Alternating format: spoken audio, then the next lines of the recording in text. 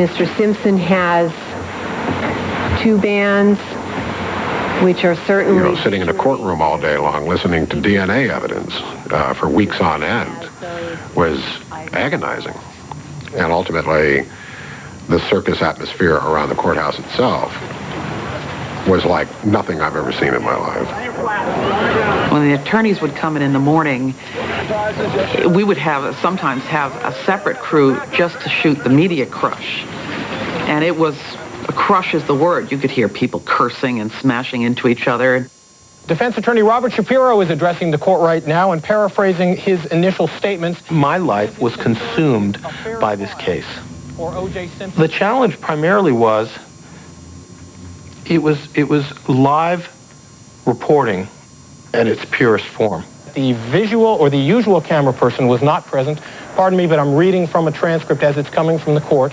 This is as he is speaking right now. Because you simply didn't know what was going to happen. And sure enough, we saw Chris Darden asking Simpson to try the gloves on. If nothing else did it, that one visual demonstration, which I think the prosecution to this day admits was probably not a good idea, probably was a turning point for if there were any holdouts in that jury. It makes no sense. It doesn't fit. If it doesn't fit, you must acquit.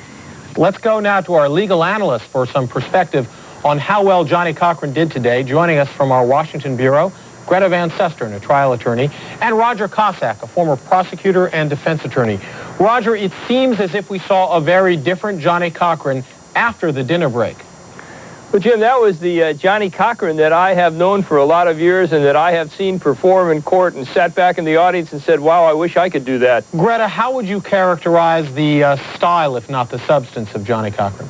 I think Johnny Cochran essentially clobbered the prosecution this evening. I mean, even if you watched Marcia Clark, you could tell that she was extremely uncomfortable with his argument. The day before the verdict was announced, after such a short time, we were hearing that they had reached a verdict, and we were all just, no, that can't possibly be true. In fact, I remember telling one of the reporters, well, go and check that. That can't be right. I don't think anybody, myself included, was psychologically geared up for a fast verdict. Let's take you now into the courtroom. The jurors are obviously seated. The record should reflect that we have now been rejoined by all the members of our jury panel and our alternates.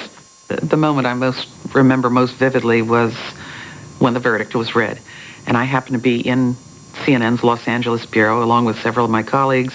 We, the jury, in the above entitled action, find the defendant, Orenthal James Simpson, not guilty of the crime of murder in violation of Penal Code Section 1. As the verdict, not guilty, was read, that very first not guilty, the silence was broken by this sharp intake of breath, except it was the sound of about 100 people, all at the same time, taking this gasp.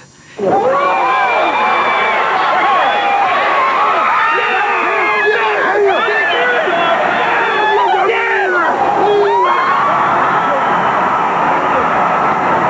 day after the verdict was read, and O.J. was reunited with his children, and he was out of sight, we had Johnny Cochran on the air. And at the very end of the show, the phone rang. With us on the phone now is O.J. Simpson. Most of all, I want to thank that man, Mr. Johnny Cochran, for believing from the beginning, listening, and putting his heart and soul on the line.